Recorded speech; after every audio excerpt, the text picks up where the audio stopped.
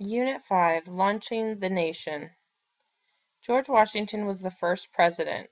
He selected Alexander Hamilton as his Secretary of the Treasury and Thomas Jefferson as his Secretary of State. At this time, Americans living in the countryside wanted fair taxes and cheap land. Americans in towns wanted a stable economy and government to help protect their business from foreign competition.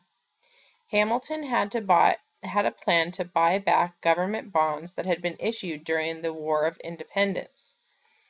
These had been bought by speculators hoping that their value would rise. He also wanted the federal government to take on all the states' debts. This was opposed by some states which did not have much debt. It means money that they owe.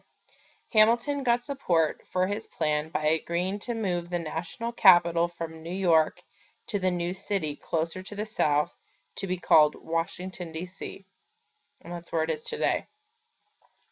Hamilton wanted to start a national bank which would promote trade and industry. He believed in a loose construction, the belief that the government should do things if the Constitution did not specifically forbid it. He was opposed by Jefferson, who believed in strict construction, that the government could only do things if the Constitution specifically allowed it. Jefferson wanted the economy and society of the United States to be based on agriculture or farming.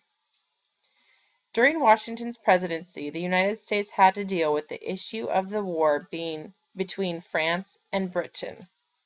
Washington chose to issue the Neutrality Proclamation, which stated that the United States would not choose sides. He also had to deal with the Whiskey Rebellion, in which farmers protested against attacks.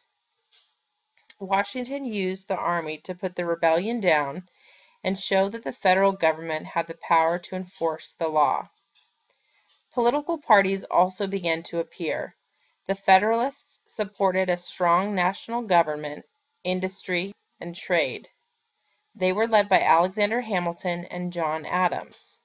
The Democratic Republicans supported strong state governments and farming, also known as the Anti-Federalists.